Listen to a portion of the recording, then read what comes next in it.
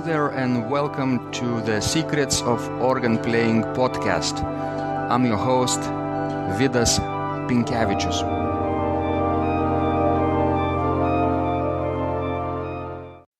Welcome to Secrets of Organ Playing podcast number 116.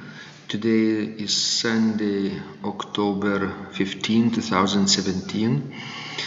And today's guest is Kalle Toivio, who is a Finnish classical virtuoso concert pianist and organist.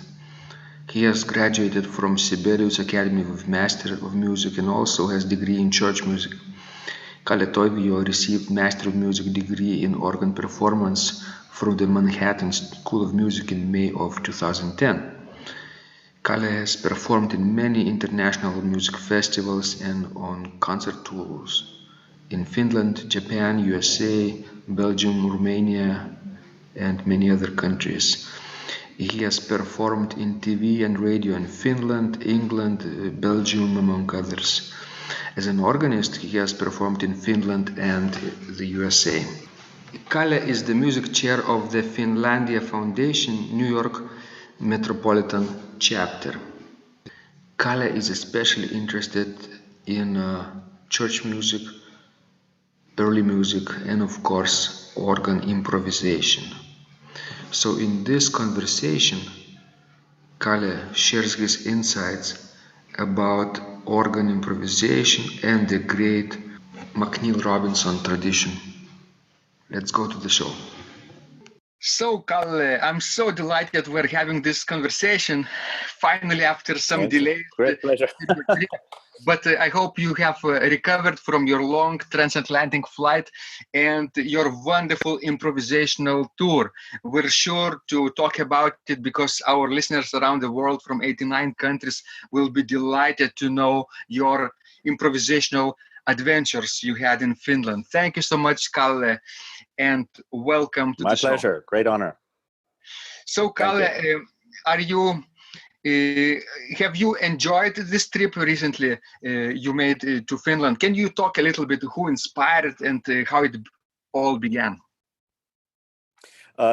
This specific trip to Finland, well, first of all, I haven't been to Finland for a few years, and I was planning to go to Finland anyway this summer to spend some time with my family.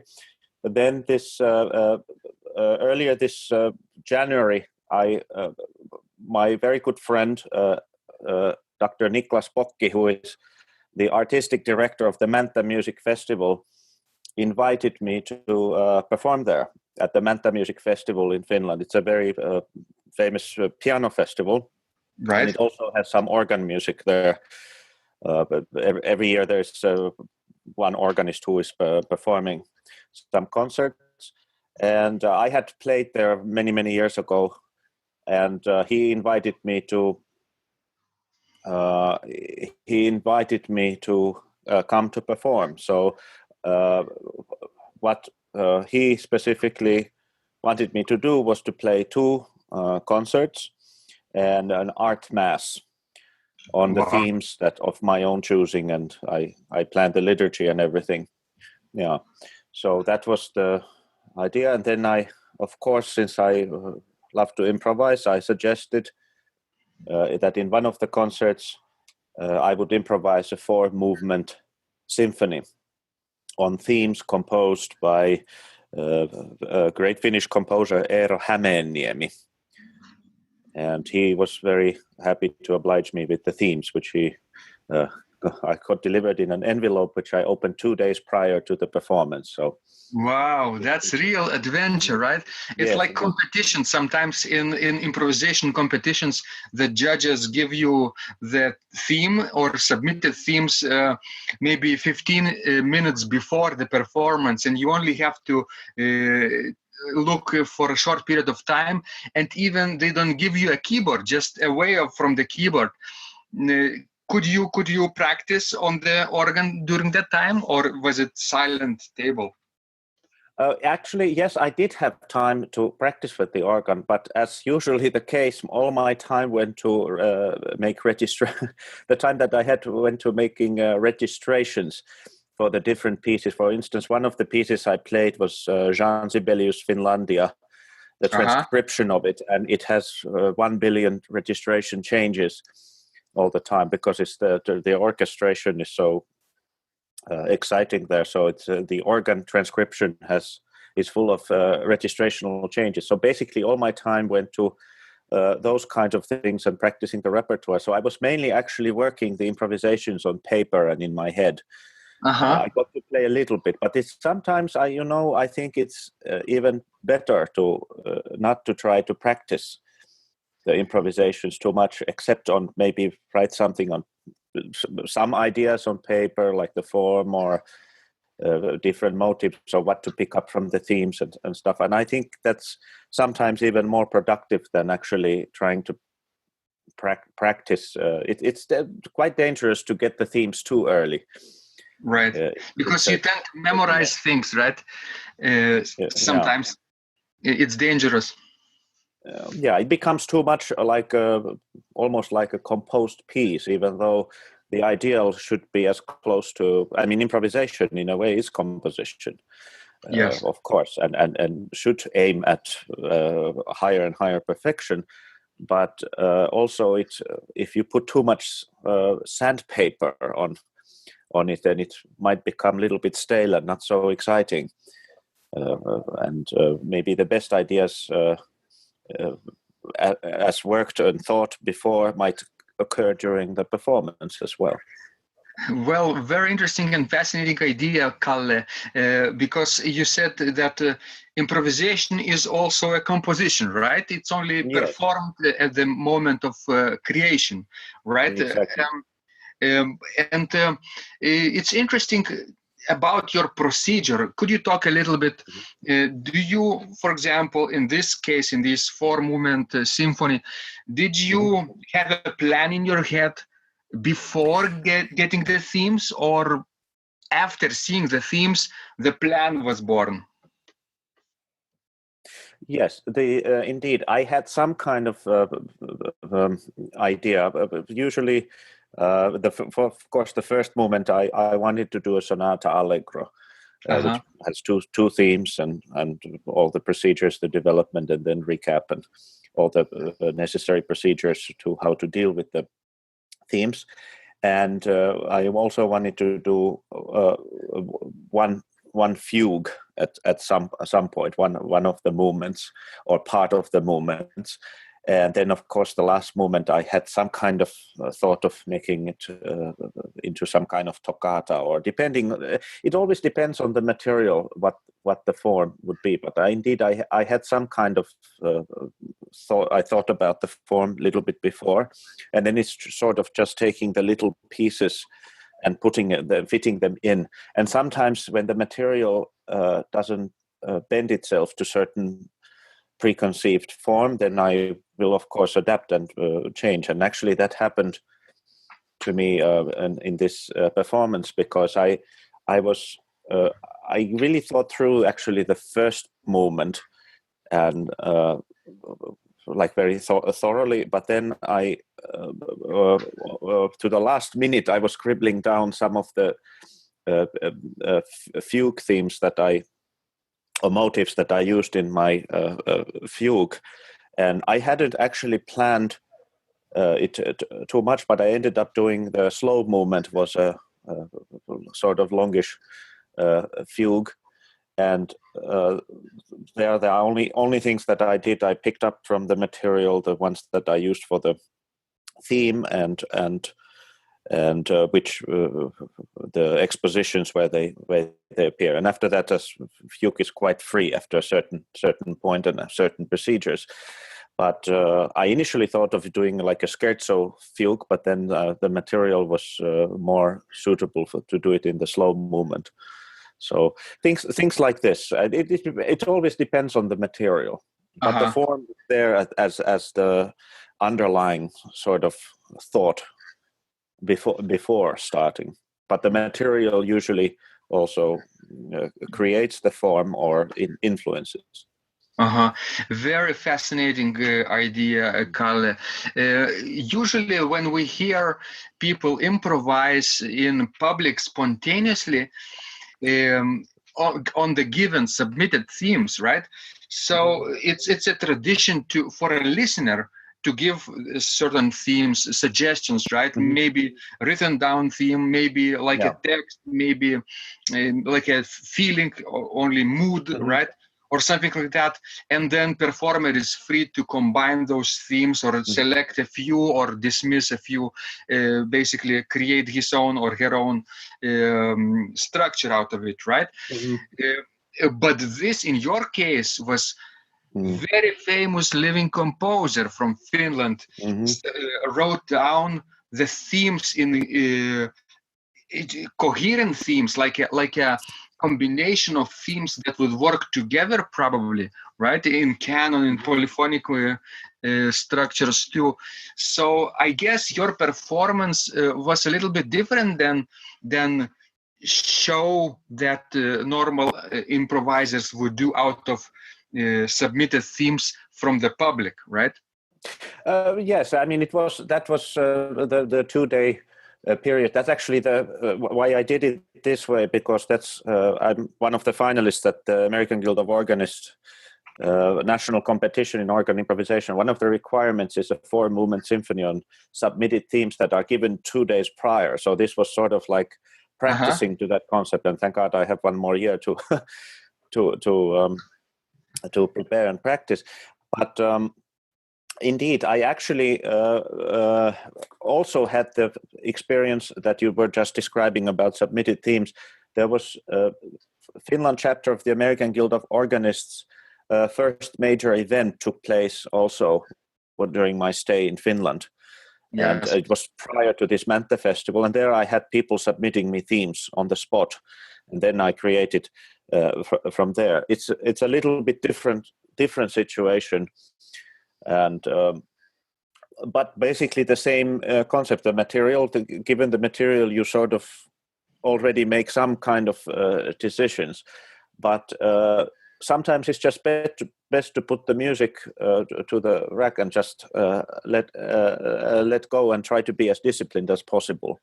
But I think that that kind of improvisation, of course, is the most exciting and scary at the same time, because you never know what material you will get and if it will fit to anything that you might be thinking at the time or something. But usually it's the spontaneous situation, which, by the way, always occurs in liturgical music when you are playing a mass. Anything can happen, or you need to spend the time when the priest is doing something during offertory, or something you need to prolong, and still that it needs to sound good and logical and not like a bunch of gibberish coming from the organ. So in that sense, I also enjoy very much the spontaneous improvisation on submitted themes on the spot.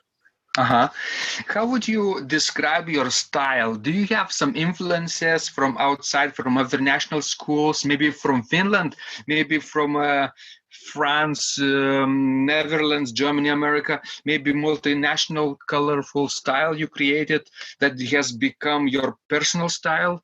How would you describe it? That's a good question. My teacher, McNeil Robinson, of course, was very much influenced by Marcel Dupré and the French school, and also his subsequent studies of set. He studied a lot of set theory and wrote a lot of music based on certain systems, and also the Hindemith system, the different chord progressions and others. So I'm very much influenced by my late professor, because I studied with him so many years. But I would, if I would say what influences me, I always have this desire and ambition to try to make the improvisation as linear as possible. So, for instance, if I would say let's say that if it depends on the style what I'm trying to improvise in. If it's just free improvisation, then it's probably I'm very much influenced by harmonies of Duruflé or the texture of Messiaen or some of the things that Bartók did. For instance, very interesting in the linear way he used motives and other things and if in speaking of 12 tone, the possibilities of retrograde inversions and taking little motives and using them vertically and horizontally and as a harmonic background, as a melody, and it's hard to say what style, but I guess it's comes to sound some kind of messianesque Bartók neoclassical modal or something. I wouldn't know what exactly, unless it's like if I'm making something in Baroque style or medieval or Renaissance style, when it's more specific. So I would say maybe the biggest influences for me Hindemith, Bartók, Duruflé, Messiaen, and of course Vierne and the other greats. Not trying to compare myself, of course, to them, but a lot of the repertoire that I have played and a lot of the music that I listen to is influences. It varies. Yeah. It usually is, Kalle, the same thing that you mentioned. At first, we sort of tried to borrow ideas from the great masters, right? And we play their music and look and study their music and try to incorporate their ideas into our pieces and creations, written down sometimes improvised spontaneously. But then if you do it long enough, it suddenly becomes less important because you start to develop your own personal touch and feeling, and you want to express ideas through your own language, right? Which, by the way, changes every time, perhaps. Yeah. You don't want to be stuck with one concept, right? You don't want to be remembered just for one thing, right? You want to constantly evolve as an artist. Exactly. Yeah, precisely. And that's actually something, it's sometimes very funny and refreshing to think that when I'm have done something that has worked, then I try to do it again, or try that. Then it says, okay, this starts to feel a little bit stale. I need to revitalize myself. How can I challenge myself to do something different, do something better, and use the material better? And I guess it's a constant evolution. And of course, dependent on a lot of the music I listen to or focus on. And it really helps. And if I, for instance, if I feel that I'm not getting anywhere, what I usually do, I just listen to a lot of different kind of music, and even play a lot of repertoire, for instance, on piano or something. Just sight read something and look at, and especially the smaller pieces. Like a lot of preludes and Bartók Mikrokosmos and for instance late preludes of Scriabin or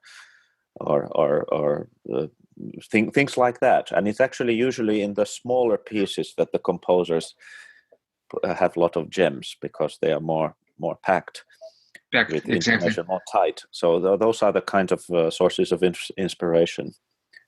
So, Kalle, when you say you have dried out of fantasy, right? You stuck in one mode and you want to discover something new, but you still keep practicing, right?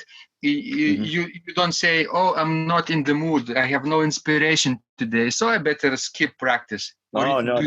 You don't. No. It's that's the worst thing to do, because then there is no such thing that you could. Who was the composer? There's one very famous American composer who said that you just don't write when you are inspired; that the inspiration finds you. That's why you need to keep doing, and that's exactly when you get one gets stuck on something. You just have to keep going, and somehow there's that something that will again light up the fire. But it's actually the process that creates that. Of course, you can't fall into the golden pond every time. with writers who write novels, it's the same process, right? They write every day, and sometimes they get stuck. And one particular writer, Somerset, I think, Somerset mom said that when somebody asks you if he writes only when inspiration strikes or just regularly, he said, I only write only when inspiration strikes me. Luckily, it always is 9 a.m. in the morning, you see. Yeah. Yes, that's very lucky. Yeah. Is it by the speaking of this very disciplinedly scheduled people, Stravinsky, who was also I could list as a major influence on the compositional thought and the way he used very intervals and rhythm. He said to my teacher, McNeil Robinson, he met him in the 60s, that a certain musical composition actually becomes what it has to become when you try every possible approach, and in the end it will become only what it's supposed to be. If you understand what I mean, that you go through every possible option, and then it finally becomes crystallized when you have exhausted everything else. And he, as we know, he composed at the specific hours of the day, like he had, 3-4 hours in the morning, or something that he every day used at the same time. And I don't know how inspired he was every time, but he managed to write very nice music. So I suppose he was inspired quite frequently. You're right. You're absolutely right, Kalle. Because sometimes when we improvise for a long time, weeks at a time, we feel that we don't get anywhere, right? We're sort of going in circles, but we don't. Because it's like in science, discovery, right? Scientists, if they do discoveries, they try to solve some puzzles, and it's difficult, it's challenging. They have to think outside the box, right? But it's dark outside the box. They haven't been outside the box, but they do it anyway, step by step, and suddenly something clicks, and this breakthrough begins, right? Only when we are at the organ bench, right? Yeah, exactly. Yeah, nothing comes unless you try to reach for it, and it's sometimes can be very sinuous, difficult road, or days or hours or even weeks sometimes. But it's always something goes to subconscious, and since you are consciously working on something, even it doesn't feel. But you're absolutely right. That's how the process goes. Even if you don't feel the progress, if you still continue to practice, right, other people might feel, right? When you perform in public, a few performances in a row, and somebody comes up to you and says, "Oh, Kalle, this time you were different," and you say, "How different? I felt like normal every day," but they could list several things that would be different, but you didn't know because you were inside the music, right? And you were too close to the process. Only from the hindsight, from the perspective, you can discover, oh, that was a nice idea. I could use it again. I could write it down, maybe a piece, composition, and things like that from the spontaneous performance could be developed. Wonderful. This discussion is so inspiring. Thank you so much, Kalle. Let's continue. You mentioned your inspiration and influences. How about going back in time? Do you remember when you first started improvising and fell in love with this process? Who inspired you and when? Could you share the story with us? Sure. Actually, when I discovered that I can improvise at all, I had always played, as I'm a pianist, and I was a pianist before I started to play organ. I'm still play concerts on the piano as well. Yes. But it was when I started studying church music at the Sibelius Academy Uh-huh. And then it was 2005. I had already finished my master's degree in piano at the Sibelius Academy the previous year, and I wanted to do something more to develop my musicianship further. And it was there when I studied the basics of improvisation, liturgical improvisation, of course, first hymn playing and other things. And then I gained more confidence through it, and I discovered that actually I can. This is a form of expression that I can excel at. I really started enjoying it. All the little things like taking a little line and then using it creatively and doing it in different ways. And that's how it started. And of course, we had very nice, versatile studies there, and very, very great teachers. I could name Timo Kiiskinen, who is now currently a professor of church music at the Sibelius Academy. Was very, very influential. So he taught me liturgical playing and liturgical music, and composed arrangement, and just showed different possibilities of liturgical improvisation. And then my improvisation teacher, Pekka Suikkanen, who was absolutely excellent and still teaches at the Sibelius Academy. Is absolutely excellent teacher in organ improvisation, and very, very clear and very precise, and was just perfect. And what happened was that the last summer before I moved to America in 2008, I was substitute in the parish of Jyväskylä. And it's one of the biggest parishes in Finland. Yes. And there were many churches that I had to cover and play services and masses and weddings and all sorts of things. And there just I thought that, okay, I've been studying these things, and I thought that if I won't be able to play a new piece every time I go, so because there was just not enough time to practice constantly. Of course, I had played my repertoire, but I thought that, okay, I'm going to try improvising. And it was actually there, that 1 month that I spent in July of 2008, that it really clicked, that I actually understood that this is something that I can do, and it's like, feels like my native language for me as an expression as a musician. And ever since when I moved to the States, and then ever since in my subsequent positions as organist or director of music, I've been improvising. Basically literally every Sunday, at least some element, if not always. I played, of course, and I play, of course, a lot of repertoire, but there's some kind of improvisational element every time when I sit at the organ bench to play a service or something. And I think that has really really been vital. And I actually encourage everybody who have the opportunity who have a regular church gig to sometimes play a prelude or postlude and just try things.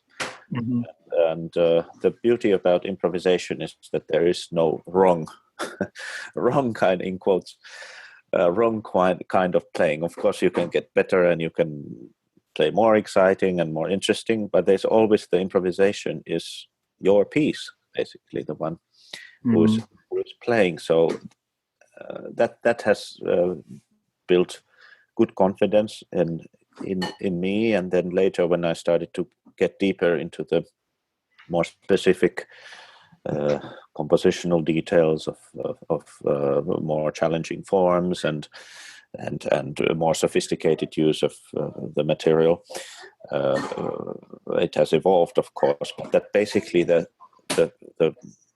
thing that's just going at it without any hesitation or thinking that I can't do it, or I'm too shy, or I'm not good enough for this or that. So I think that has been very, very vital. So I would say that first period, 2005 to 2008, when I made my bachelor's in church music, and later masters. But that's that period, and then the summer that I started using these skills and then just trying out different things. That was very, very pivotal. Great story, Kalle. And did you have some fear when you first improvised in public in church, or was it so natural and relaxed feeling? In church, I must say that it was always natural. But the first time when I improvised in concert, that there was actually in the program it says improvisation, and on that was the when I was a little bit scared, because it's something. It just feels heavier, the gravity of the moment, or something, that I'm responsible to produce something decent. And of course, in a liturgical setting, it's sort of flowing situation. So you are more free in that sense. You are not the focus of the full attention necessarily. Yes. When you play in public, Kalle, you feel some risks involved, right? That if you make a mistake, skies will open up, and Marcel Dupré with Maurice Duruflé will strike you with some organ pipes from the heaven, right? For your mistake. Yes, I think that's probably often the case. or McNeil Robinson, for example, right? Oh, yes. Who is no longer with us, sadly, right? Yes, who passed away a couple of years ago. Could you tell us a little bit how important was he to you, and what did you learn from Mr. Robinson? Oh Lord, where do I begin? He's probably the most influential person in my musical development. There's two people who are most influential. I mean, I could name a lot of people, but two people who have been very probably most important and influential in my musical development. The other one is Nina Svetlanova, with whom I still study piano.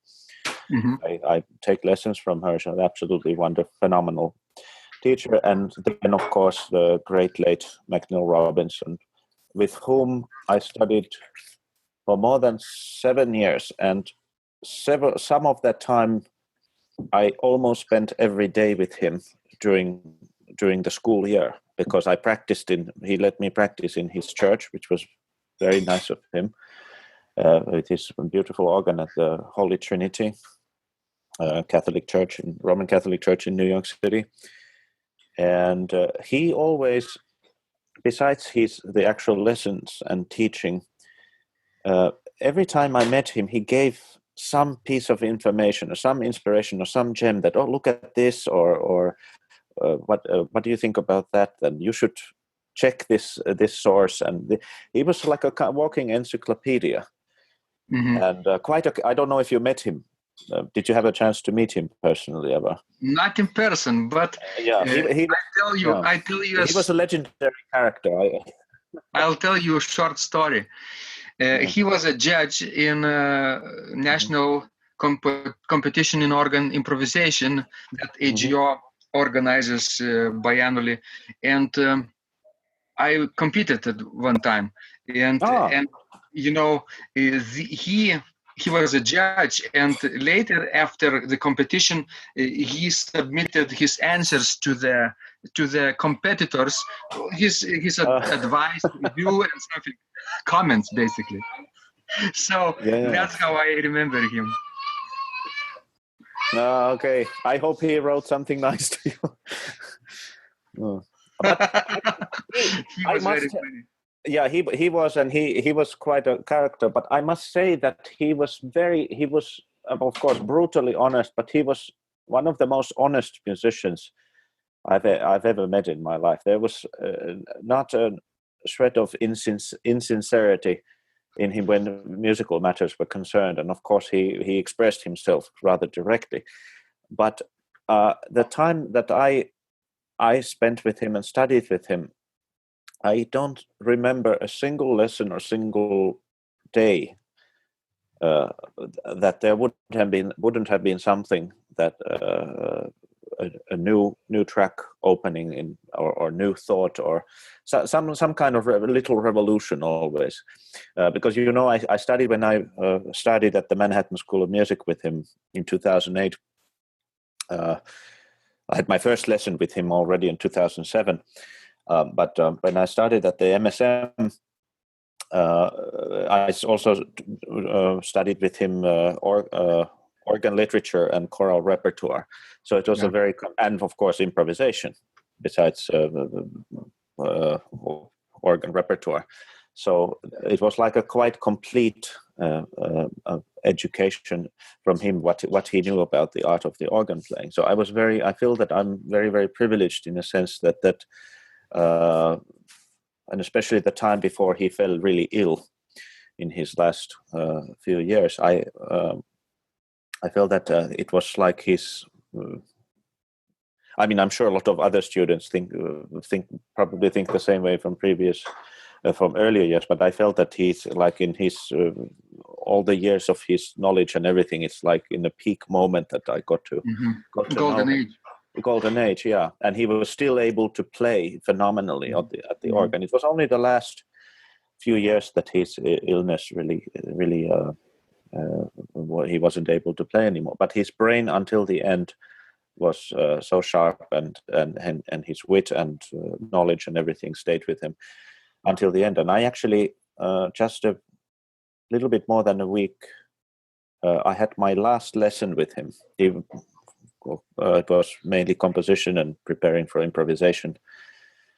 For the first time when I attended the AGO national improvisation competition, he was preparing me for that, and I actually met him a little bit weak, about 9 days before he died, and I was actually preparing for assignments, and he left a message for me that week he died, that when am I coming next time, and the next time I called him, I heard that he's already in the hospital. So it's a very, very, very, we had very, very close relationship in this sense. And I'm really grateful for him as a teacher and mentor. He was absolutely pivotal in my development as a musician, not only as an organist, but in overall thinking about music and as what a musician is. And it's so sad that he's gone. It's an amazing personality. It's the same as Georg Hancock when he passed away, right? The great master Georg Hancock of improvisation too. Yeah. I think students miss him a lot, but also, just like you, they continue their legacy. Right, they're living tradition to the next generation. Maybe you have now students who will look up to you, just like you looked up to McNeil earlier, right? And they will continue that tradition, right? And McNeil Robinson also continued the great improvisation and composition tradition that he received from his masters, obviously. So it's a living, continuous, non-stop tradition we transcend through ages and ages, probably into the next millennium, if we survive as a species that long. Yes, yeah, exactly. And of course, along with my notes and other things from Professor Robinson, one thing that I'm very happy that and very lucky that I studied his sonata, the one that was commissioned by the AGO for the Boston National Convention 1990. I studied with him and played it in one of my doctoral recitals, and it's actually when I sort of think what would he say or what would he think, and sometimes I just played his sonata.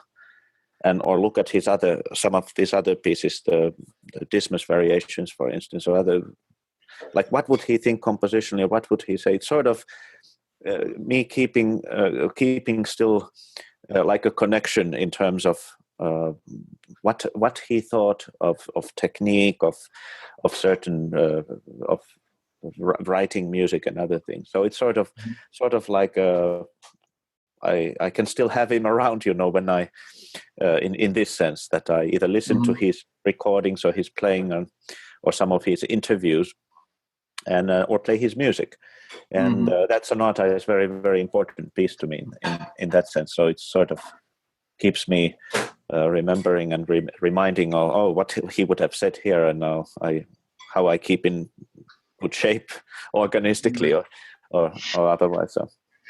Kalle, what you have said just yet is so wise and inspiring, because organists who tend to improvise sometimes, they forget that it's important to compose too, right? Absolutely.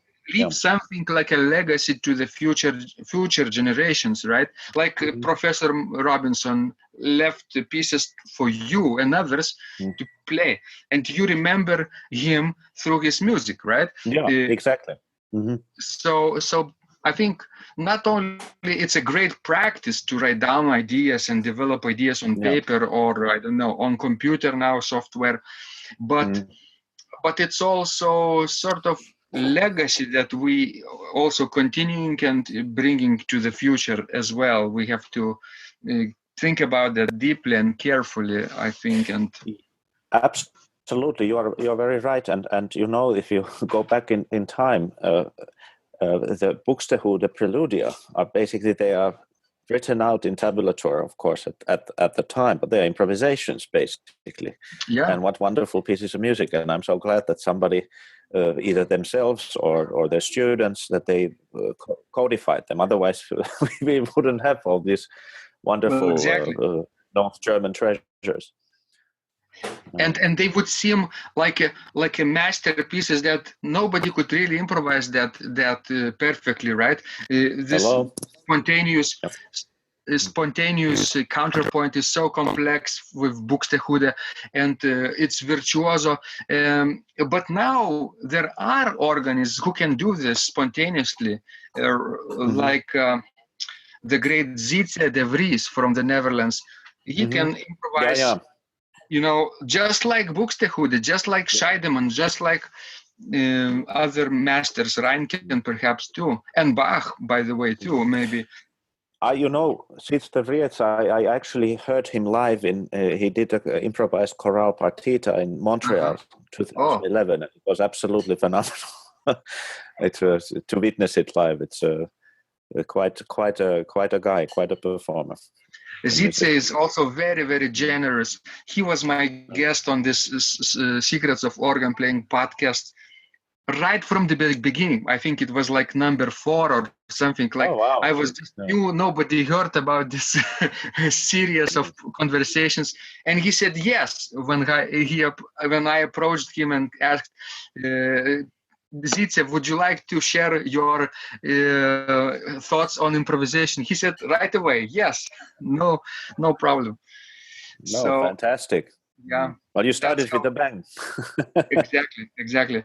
And Hans Ola Eriksson too said yes when he was in Vilnius. Another great masters. So there are people so generous, just like yourself, Kalle, too, that you could have kept your ideas secret, right? And maybe now you are a great master and nobody knows how you do it. It's like magic, right? And everybody is envious of your skill, and you never share with somebody. But no, you today what you did is so inspiring to people. I hope, and will be inspiring through decades, because it's permanent. It will stay online as long as we are online, right? So absolutely, yeah. It's my pleasure to share these ideas, and I think it's improvisation, like composition or any other discipline. I think it's a craft that you can develop and cultivate. It's not some black magic or some thing that sort of lands on your head and then you just do it. I think it's everybody who is able to connect 2 notes or 3 notes or to play music can potentially improvise. It just depends how it will manifest itself, depending on your surroundings, your development, your influences, and if you are, well, I was very lucky that I met such great musicians who inspired me and taught me and were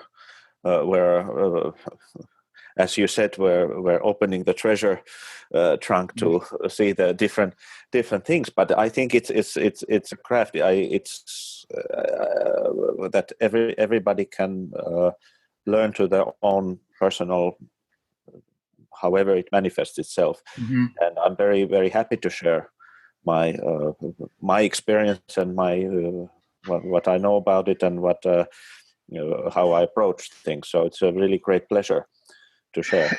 So, Kalle, you mentioned black magic, right? But I would say it's not even like white magic. It's something very practical, like exactly. You know the jazz singer and improviser Bobby McFerrin. I've heard interview on NPR with him, and he said some great ideas about improvisation, how he would encourage people to start. So that was very also interesting for me. And he said, take 4 notes, any 4 notes that you want, C, D, E, F, or C sharp, E flat, G flat, any sort of 4 notes, and use them in any way you want, in any octave, right? Using any organ stop that you want, any rhythms. Yeah. And set your timer for 10 minutes, and start and do not stop until your timer beeps, right? Yeah. And do something interesting with those 4 notes. That's it. Do something interesting. And that stuck with me, this suggestion, doing something interesting and using minimal of material, 4 notes or something. Yeah. And everybody can manage 2 or 3 or 4 notes, right? At the time. It doesn't have to be a 4-part organ symphony, just like you played a couple of months ago or a month ago, right? But it can start very simply, and it's still absolutely fascinating and interesting. I agree 100%, and actually here Stravinsky comes to play in what he said about limiting oneself in the material. That the less material you have at hand, the more creative you can be. And I think it's a very good advice, as you just described about starting with these 4 notes. And I think one of the most important thing is to get somebody to just to play without stopping or censoring or thinking this is just to produce, and no matter what comes there, that there is no somehow this boldness to just go forward until a certain specific time frame has been met. So you go from this point to the point without stop, whatever happens between. And I think that's very much the key to everybody who want to improvise. You could use, everybody knows major or minor chord, right?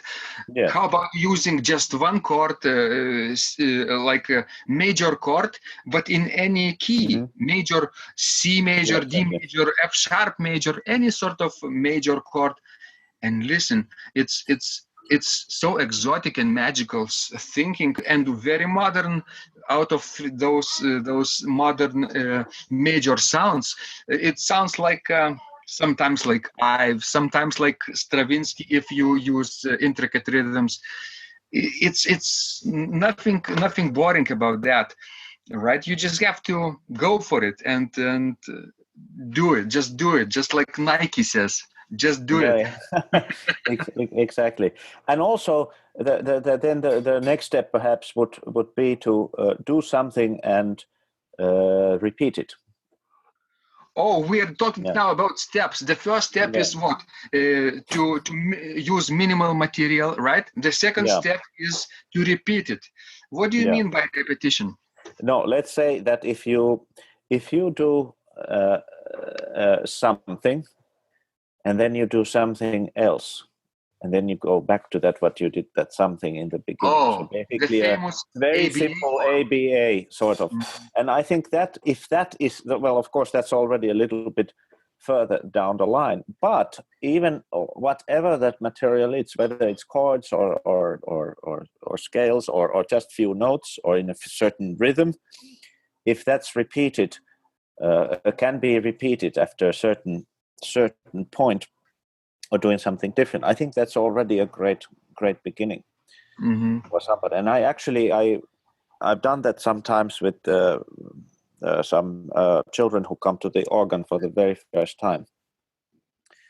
And actually, this I did a very long time ago in Finland when there was like a group of kids who are 15 years old when they go to confirmation camp. You know, in Finland, a lot of kids, they do the spend 1 or 2 weeks at the camp and then go through basic things of the religion. And then, of course, my job was to introduce the organ. So for the first time, some people ever had tried the organ, and they were very, very excited. So I said that do something and then repeat it a little bit later. And actually, some people did it. Of course, it's wasn't so coherent, but that was actually not the point. The point was to just do something and then do it again later. And I think that's once you are able to do that, you are already long way. Yes, you can devise entire piece out of 2 ideas, which repeats themselves, right? Alternate. Messiaen used them all the time, right? 2 contrasting ideas. Exactly. It's so simple, basically, to have contrast between manuals and stops and use different modes or something, and just start with one idea, then go to the next idea, and then come back to the first idea and alternate them a little bit. And you know, one of the most important things also, if you make a mistake or you think you make a mistake, repeat it. That's and it actually sometimes I when I've have gotten a theme and I accidentally played one note in the wrong direction, so I thought, okay, I'm going to do it again so people will think that it belonged there, and then later use the theme as correctly. So it's sometimes exciting that something that when you go off the road, it's sometimes can actually open up something entirely new. That it's well, we're talking, of course, about improvisation. That's something that can be really utilized and used, and then it can become an organic part of the whole process. So absolutely, Kalle, great idea to repeat your mistakes, and they will become intentional, right? Yeah, exactly. You will sort of incorporate them into your piece, into your music. I just remember a few weeks ago, Ausra, my wife, and I played organ duet recital in a small town in the western part of Lithuania, and our assistant friend was there to help us turn the pages and change registration.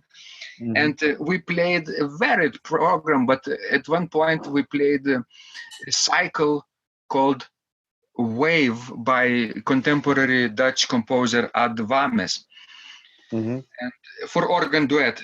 And in one point, I was playing something incorrectly, like a melody with, I don't know, with one mistake, right?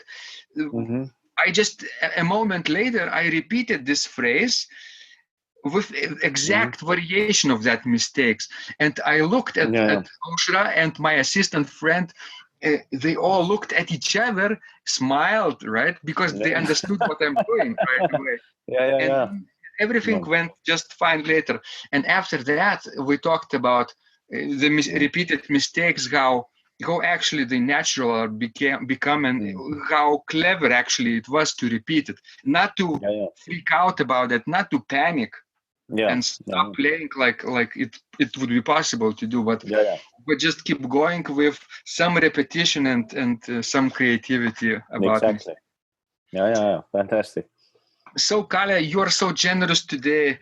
Could you share the last idea with our organ community from 89 countries, which would be this?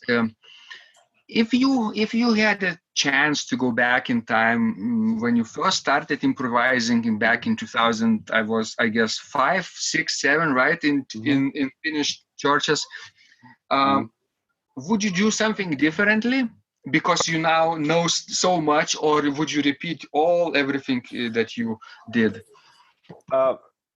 In all honesty, I would do everything probably the same.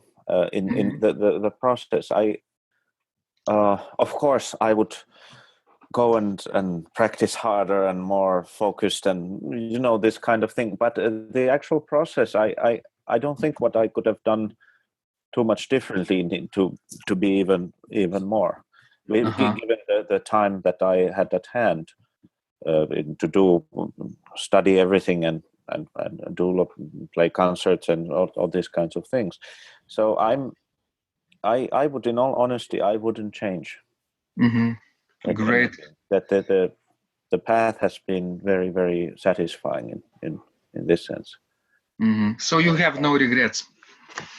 No regrets in terms of this. I mean, as I said, the always more composing, more doing certain exercises to this and that. But given the time that I've had and that I wouldn't change. So, Kalle, to live a life without regrets, this is the best way we could hope for, right? Indeed, and I'm very happy to say that I'm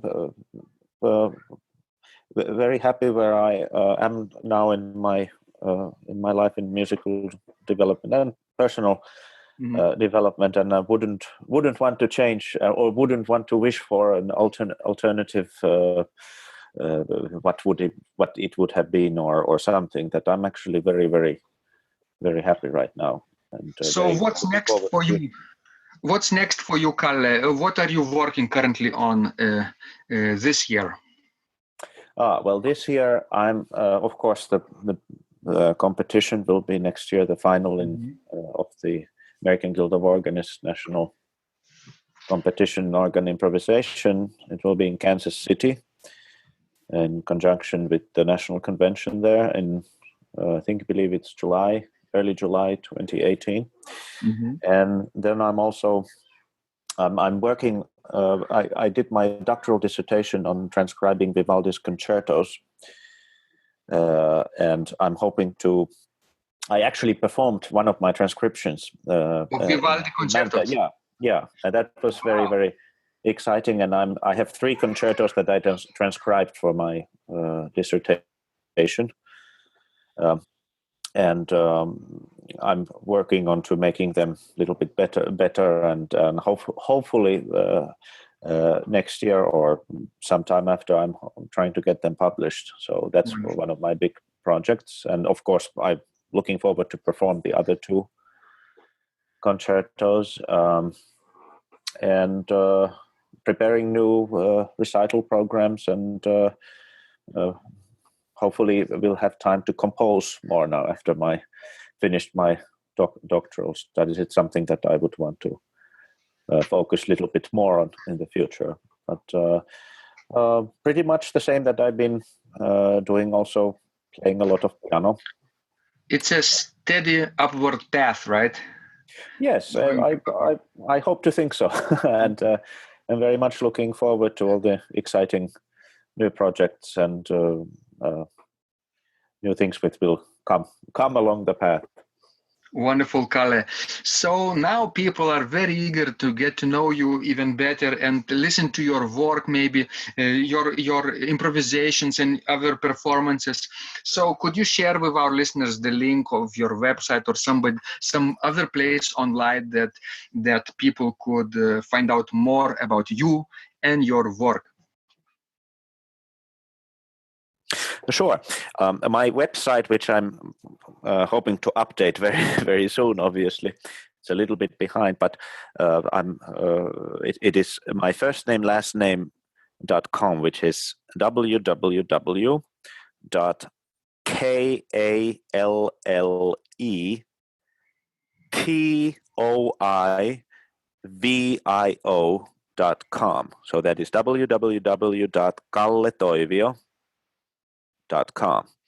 Wonderful. And also on Facebook, most of my other things are the concerts and other. I have public profile for that, so and I'm hoping to start my own Facebook page also for music. Wonderful. So send me when you're ready with your new and YouTube also. Okay, yeah. YouTube with your own name, right? Yeah. Kalle Toivio. Yeah, with that you can find something. And I hope to put something more later in the future.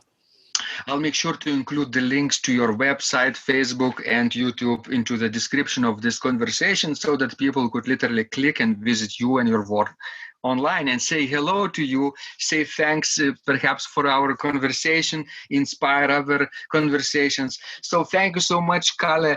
You're so generous. Great pleasure. And very generous. Thank you so much, and keep sharing, and I hope you will be doing this for a long time. No, I certainly hope so, and I really appreciate this conversation. It was very refreshing and very inspiring to me also. So thank you very much. A great honor. Thank you. If you liked this conversation, I encourage you to visit my blog, Secrets of Organ Playing, at organduo.lt, where you will find lots of insights, practical advice, and training for every area of organ playing. You can subscribe to this blog for free to get your daily dose of inspiration and to be the first to know when any of my future podcasts roll out. I hope to help you reach your dreams in organ playing. I'm Vidas Pinkevičius. Thanks for listening, and I'll catch you online really soon.